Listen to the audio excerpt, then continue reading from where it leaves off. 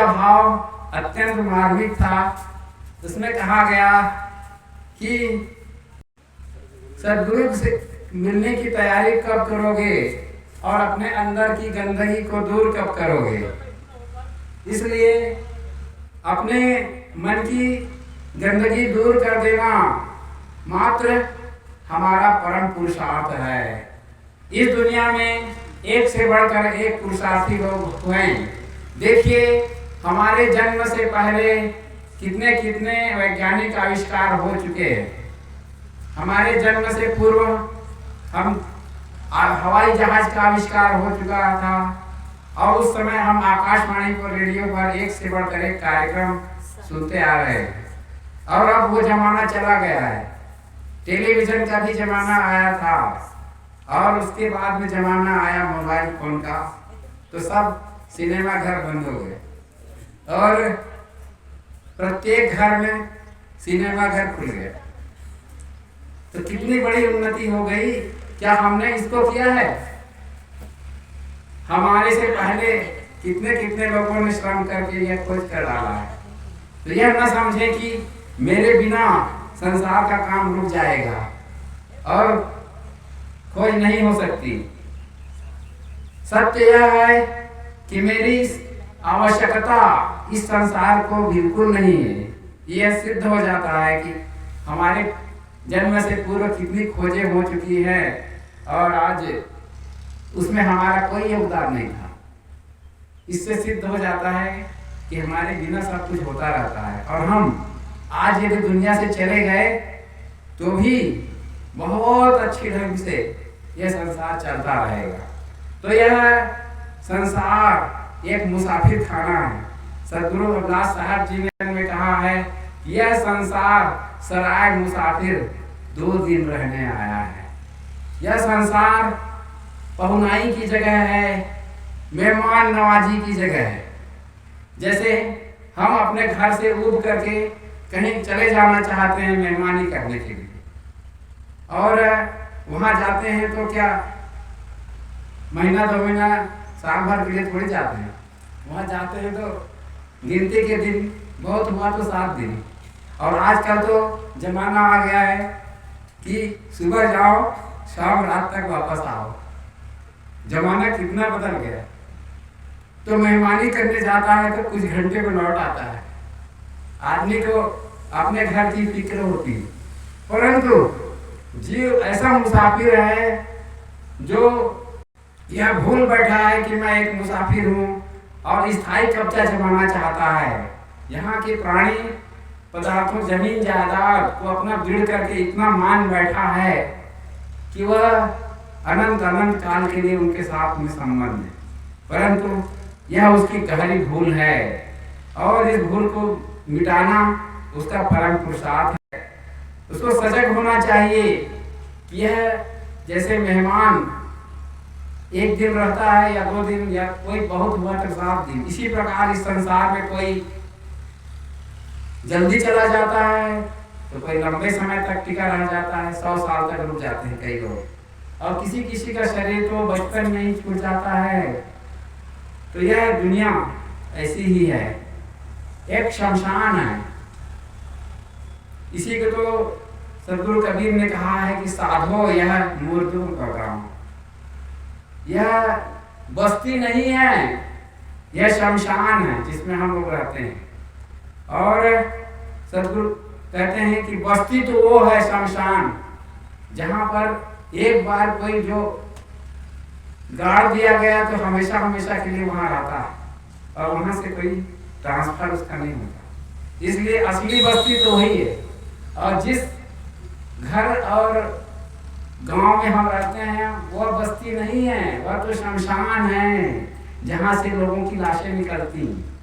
इसलिए इस सत्यता से आंख मूंदना हमारी बड़ी भारी भूल है। इसको निरंतर नजर के सामने रखना चाहिए।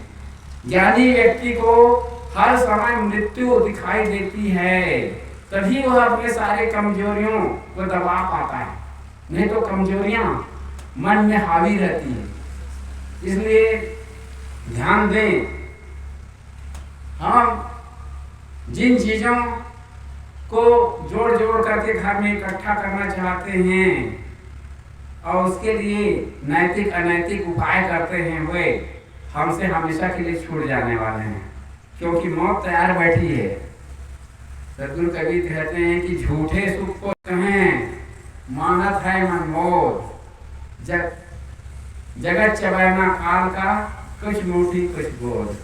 जिस प्रकार से यदि कोई चना खाने वाला होता है तो वह चने को अपने हाथ में लेता है और चना खाना स्टार्ट करता है, तो सब चने को एक साथ नहीं लेता मुंह में, 2 दाने लेकर के हाथ में लेता है और मुंह में डालता है, फिर उस पे से 2 दाने हाथ में रखे रहता है, वह चबा भी रहा है।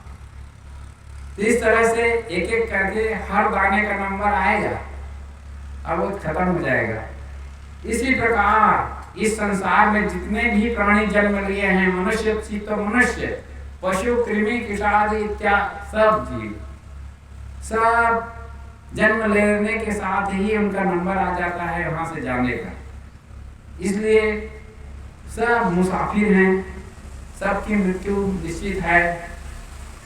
आज जो चला गया तो शेष लोगों को खुश होने की आवश्यकता नहीं है कि अरे मैं तो बच गया, ऐसा होने वाला नहीं है। आपके भी नंबर आने वाला है, वह मुख में चला गया है तो हम उसकी गोद में बैठे, एक दिन हमें भी चबा जाएगा। इसलिए वह दिन आवे, उससे पहले हमें इस संसार से बच निकलने का कोई ना कोई रास्ता तो ढूंढना ही पड़ेगा। जिस तरह से अभिमन्यु ने चक्रव्यूह में प्रवेश किया, जब द्रोणाचार्य ने पांडवों और कौरवों के बीच युद्ध जब हुआ तो अपनी हार होते देख करके उसने चक्रव्यूह की रचना की जिसमें एक न एक महावीर का मरण होगा, और कहा कि आज शुभ अवसर है, इस समय अर्जुन जो चक्रव्यूह को भेद सकता है वो बाहर गया हुआ है और उसमें ऐसा कोई वीर नहीं जो उसका भेद सके, इसका रहस्य वही जानता है। इसलिए उसने द्रोणाचार्य ने चक्रव्यूह की रचना कर दी और उसमें जगह जगह विशेष ढंग से सैनिक जमाए जाते हैं, एक घेरा होता था। तो उसके ना रहने पर अर्जुन के पुत्र अभिमन्यु ने कहा कि चिंता ना करिए काका जी, मैं हूं ना, मैं सब जानता हूं, परंतु डर यह है कि उसमें से निकलने का रास्ता नहीं जानता हूं। परंतु इतना साहसी था लड़का कि शहर से तैयार हो गया, अपनी जान की परवाह न करते हुए चक्रव्यूह में घुस गया। मेन गेट पर तो जयद्रथ खड़ा था, परंतु उसको भी हरा करके वह उसने एंट्री पा गया, प्रवेश कर लिया। परंतु जब अंतिम में पहुंच गया, सेंटर में पहुंचा, केंद्र में, तो वहां एक से एक महारथी खड़े थे, दुर्योधन, कर्ण और कृपाचार्य इत्यादि, सब के सब एक जगह थे माथे।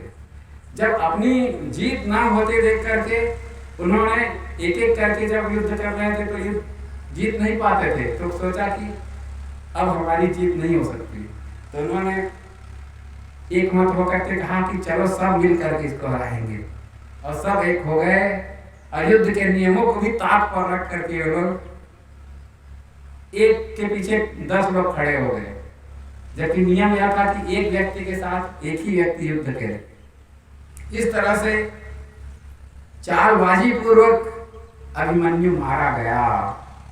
इसी प्रकार हम सब भी इस बड़े संसार रूपी चक्रव्यूह में एंट्री किए हैं, आ तो गए हैं, परंतु निकलना कैसे है इस संसार से सुरक्षित बच के, इसका तरीका हमें नहीं मालूम, और सब कोई अपनी जान जोखिम में डाल करके इस संसार से बड़ी करुण मृत्यु को प्राप्त होते हैं, रोते पछताते गिलगिलाते, अपने साथियों का वियोग सहते और अपनी जमीन जायदाद को अपनी आंखों के सामने बंटवारा होते देखते हैं और रो रो करके आंसू बहाते हैं। लड़के एक नहीं मानते हैं कहना और कहते हैं कि तुम ही रखवाली करो, अब हम तो यहाँ से जा रहे हैं। वे विदेश चले जाते हैं, कोई कलकत्ता बम्बई चला गया तो कहीं कहीं चला गया। और इस तरह से बुढ़ापे में रखवाली करने वाला बुजुर्गों का कोई नहीं होता है। हमने ऐसे अनेक प्रसंग देखे हैं, गुजरात में गए हैं, वहाँ देखे हैं कि सब के सब वहाँ अपने घर में ताला मार के भी चले गए। विदेशों की यात्रा बड़ी अच्छी लगती है। तो इस तरह से देखा जाए तो अभिमन्यु की दशा सबकी है। सब लोग इस संसार में युद्ध का तरीका नहीं जानते, इसलिए वे उनकी करारी हार होती है और करुण मृत्यु होती है। मृत्यु ऐसी निर्दय है कि हमारा काम पूरा हो अथवा ना हो, हमें जाना ही पड़ता है, क्योंकि यह शरीर एक मरण धर्म शरीर है। इसका धर्म है मर जाना। प्रत्येक चीजों का यहाँ धर्म होता है। पानी का धर्म शीतलता है, अग्नि का धर्म होता है उष्णता, और इसी तरह पृथ्वी का धर्म गर्म होता है, कठोर होता है। पृथ्वी पर आप चलेंगे कठोर है। इस तरह से आपका अपना अपना धर्म है। तो इस शरीर का धर्म है, जन्म ले लिया है तो मर जाना। जिस चीज का भी जन्म होता है उसकी मृत्यु निश्चित है। ये संसार का नियम है और यह अनादिकाल से चल रहा है। ये कोई नया इसमें निर्माण नहीं होता, इसका नया कानून इसमें नहीं बन पाएगा।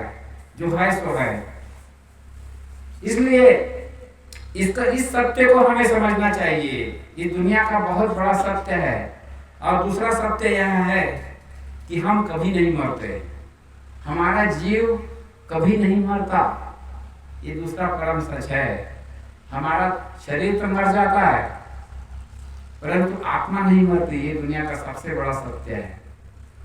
और वही जो नहीं मरता वही तो ईश्वर है, जो ना मरे, जिसमें सारे गुण हो, गुण ही गुण हो। जिसमें सदगुरु रविदास साहब ने कहा है कि अहम शुद्ध चैतन्य ज्ञान स्वरूपम अजरहम अमरहम अखंडम अनुपम।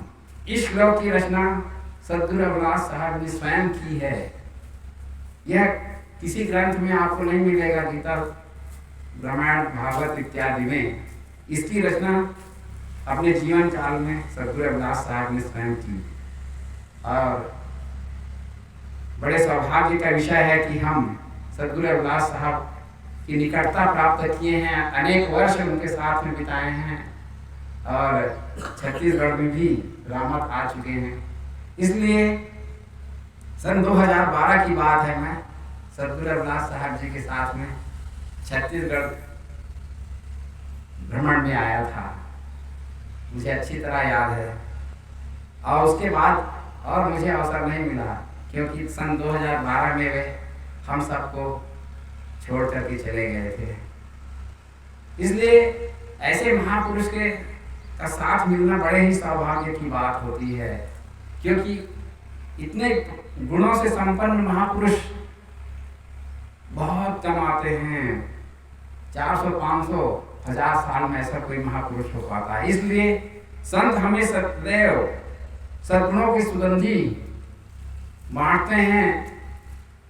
उनका तो काम ही होता है कि जग का मंगल करना।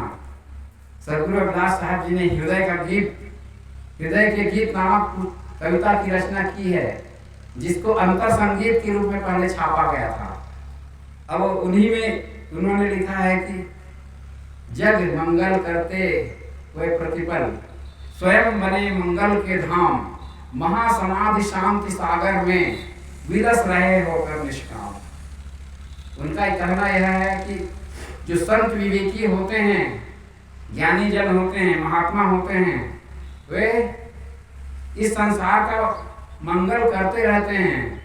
हर समय 24 घंटा उनके द्वारा इस संसार का मंगल होता है। वे स्वर्ग बनाते हैं इस संसार को, और इसके फल में उन्हें क्या मिलता है?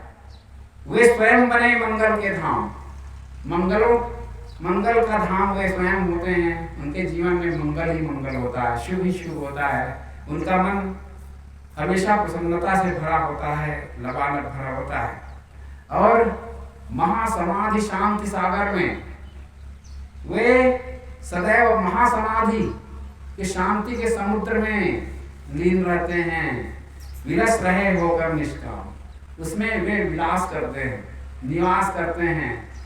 और उनकी और अन्य कोई कामना नहीं होती है संसार में कि मठ बना लूँ, मैं शिष्य बना लूँ, इतने मेरे शिष्य हो जाएं, पूरे संसार को मैं सदगुरु कहलाऊं, ऐसी कोई कामना नहीं होती है।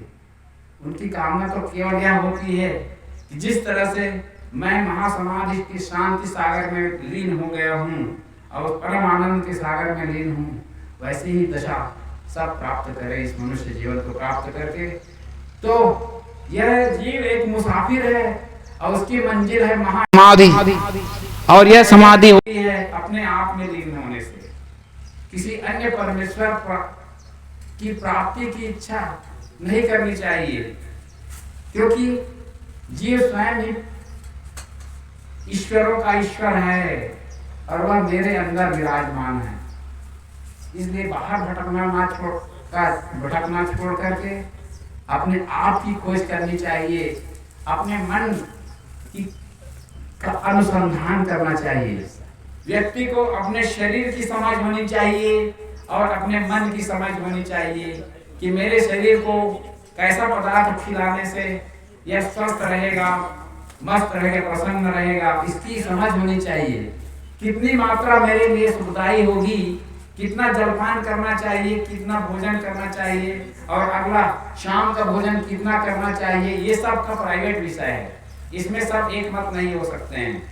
इसलिए इस शरीर को यदि स्वस्थ रखना है, साधना की योग्य बनाना है और सुखद बनाना है, तो इसके लिए भोजन पर ध्यान देने की महान आवश्यकता है।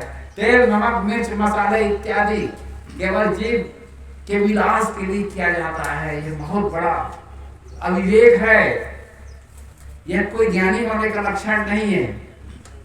इसलिए मनुष्य को केवल दवा के रूप में जलपान भोजन लेना चाहिए, यही परम विवेक का लक्षण है।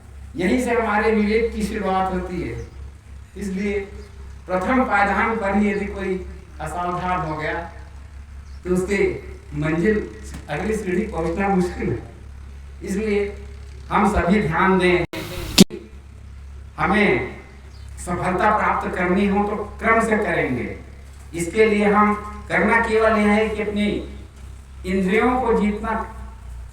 आंख, कान, नाक, जीभ और चाम, ये हमारी इंद्रियां हैं जो महा लंपट है। इंद्रियां अपने अपने विषय में इतनी लंपट हैं कि निरंतर उसका भोग चाहती हैं। इसलिए उन पर अंकुश करना हमारा परम कर्तव्य है और मन उनका स्वामी बना हुआ है। इंद्रियों का स्वामी मन है, तो मन को हम समझाएं कि ये हमारे हित में नहीं है। इसलिए हम इनको जीते अतिशीघ्र, क्योंकि हम लोग 2 दिन के मेहमान हैं।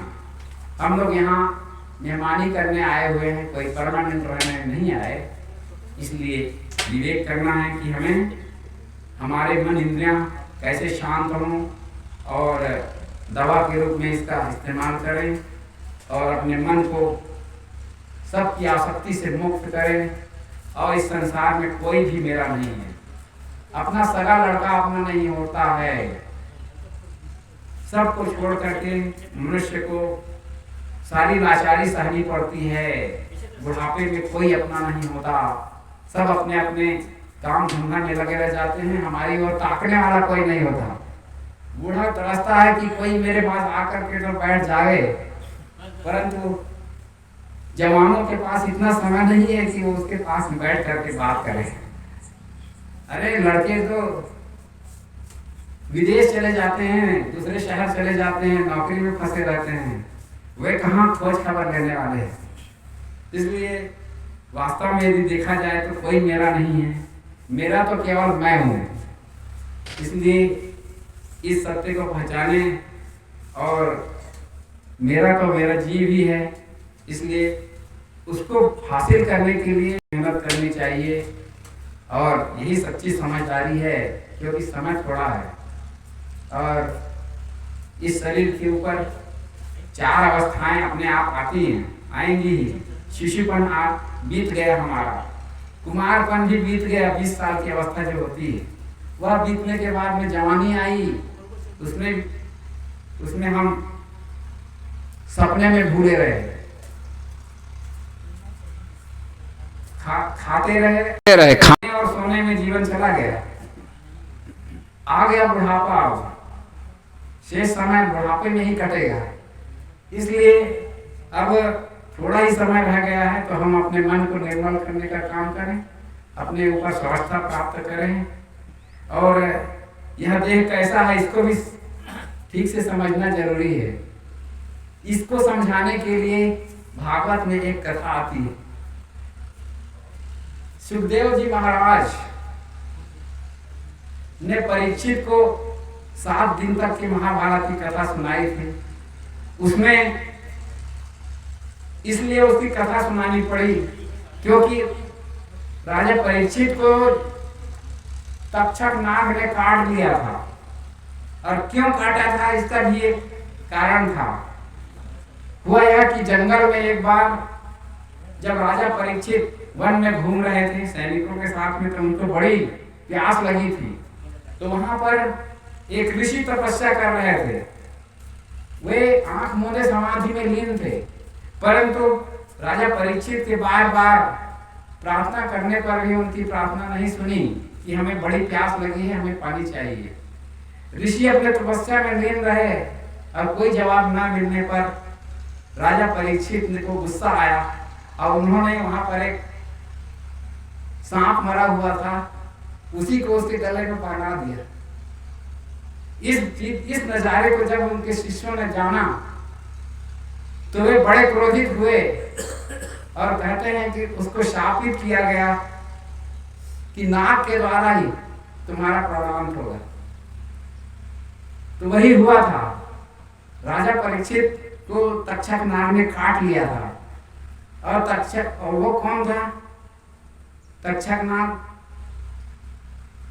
और परीक्षित कौन था यह भी जान लीजिए। परीक्षित महाभारत से जुड़ा हुआ है। पांडव पक्ष में अर्जुन जैसे महायोद्धा थे।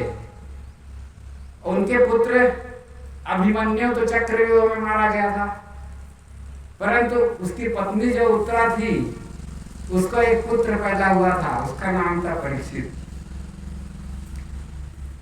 जब राजा परीक्षित को की मृत्यु नाग काटने से हुई तो उसके पुत्र जन्मेजय ने प्रतिज्ञा की कि मैं नागों का समूह नाश करूंगा। सब उन्होंने नाग यज्ञ किया जिसमें देश के सभी नागों को उसमें आहुति उसने दे दिया था। ये तो एक कथा है, परंतु कहने का तात्पर्य यह है कि नाग जाति के लोग थे ना, नाग जाति के लोगों ने ही राजा परीक्षित को मारा था। तो नाग जाति के लोगों को ही मारने की प्रतिज्ञा जन्मेजय ने लिया था। इसका मतलब यही है। तो कथा के अनुसार सुखदेव जी ने जब उनकी मृत्यु से घबरा करके जब बेचैन हो रहे थे परीक्षित, तो उसकी दशा देख करके उन्होंने उनका मन शांत करने के लिए कथा सुनानी प्रारंभ की। 6 दिन बीत चुके थे कथा कहते कहते, तो 7वें दिन भी जब उसके मन की बेचैनी दूर नहीं हुई, मृत्यु से डर दूर नहीं हुआ, अपने मृत्यु को निकट जान करके बेचैन हुए जा रहे थे, तो उन्होंने एक कथा सुनानी प्रारंभ की। एक राजा वन में भटक गया था और जब शाम हो गई, रास्ता नहीं पा रहे थे, तो वहां से रास्ता जंगल, खूब घनघोर जंगल में पानी भी बरसने लगा। अन्य कोई आश्रय न देख करके वह एक दीपक दिखाई दिया तो उसी की तरफ गया, तो देखा कि यहाँ पर एक शिकारी रहता है जिसकी झोपड़ी थी। उसने उनसे निवेदन किया कि मैं इस झोपड़ी में एक रात रहना चाहता हूँ। तो शिकारी ने कहा कि आपके जैसे अनेक राहगीर जब भटकते हुए आते हैं तो मेरे पास रहने की प्रार्थना करते हैं, और मैं उन्हें जब ठहराता हूं तो अगले दिन जब वे जाने लगते हैं, समय होता है, तो वे जाना नहीं चाहते बल्कि इसमें कब्जा जमाते हैं। इसलिए मैं आपको नहीं ठहराऊंगा, आपको भी रहने नहीं दूंगा।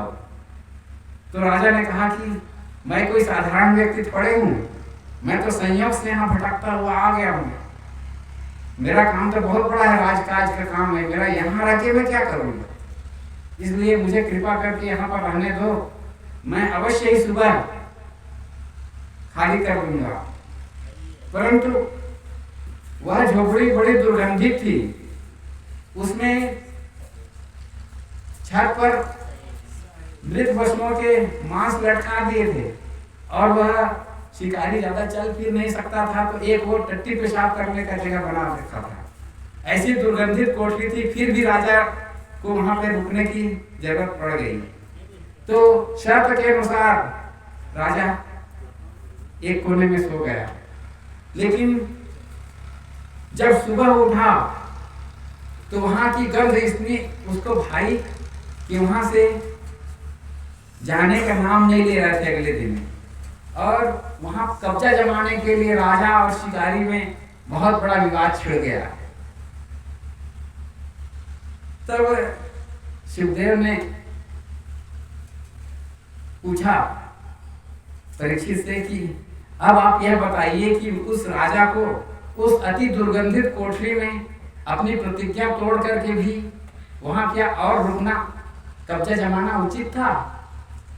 तो परीक्षित ने उत्तर दिया कि बड़ा आश्चर्य है, मुझे तो आश्चर्य होता है, वह मूर्ख राजा कौन है? आप कृपा करके उसके मेरा नाम तो बताइए, उस मूर्ख राजा का। तब महाराज सुखदेव ने कहा कि वह मूर्ख राजा कोई और नहीं है, आप ही हैं। अर्थात यह जो शरीर है यह आपकी उस दुर्गंधित झोपड़ी के समान है, जिसमें जगह जगह हड्डियां हैं और मांस है, रक्त है और टट्टी पेशाब भरी हुई है शरीर में, और क्या रखा है इसमें। तो इसलिए अब आपके इस संसार से जाने का समय आ रहा है। जितना आपको इस शरीर में रहना आवश्यक था वह पूरा हो चुका है, और आपका यहाँ कोई उद्देश्य नहीं रह गया है इस संसार में रहने का। इसलिए आप मृत्यु को देख करके घबराइए नहीं, अब इस देह का मोह छोड़ दीजिए। यह हड्डी मांस की झोपड़ी है, इसमें रह करके करोगे क्या? आखिर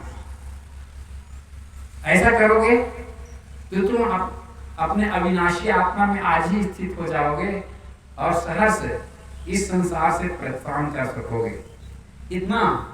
इतनी कथा जब सुखदेव से परीक्षित ने सुनी तो उसका देह के प्रति जो मोह था वह दूर हो गया और वह इस संसार से विदाई के लिए तैयार हो गए, और उनका शोक मोह इस शरीर के प्रति जाता रहा। तो यही हम लोग भी उस मूर्ख राजा के समान नहीं है, हम सब भी वही मूर्ख राजा हैं। हम इस गंदी झोपड़ी में ही अपना कब्जा जमाए रखना चाहते हैं, जो कि प्रतिपल हमें धोखा दे रहा है। हमारा शिशुपन कहाँ गया, हमारा कुमारपन कहाँ गया, हमारी आधी जवानी बीत गई, और अब भी हमें भरोसा है कि यह काफी दिन रहेगा। तो हमारा घोर आश्चर्य का विषय है। इसलिए हमें सावधान होना चाहिए। यह शरीर और संसार हमें मिलता है भजन करने के लिए, अर्थात अपने आप को जानने के लिए, अपने मन और जीव की समझ प्राप्त करने के लिए। तो हम ऐसी समझ प्राप्त करें जिससे हमारा मन चारों तरफ से छूट करके आत्मा में स्थित हो। स्वरूप स्थिति का राज्य हमारे अत्यंत निकट है, हमारा निवास उसमें हो, तो हम सदैव सदैव के लिए आनंदित हो जाएंगे। और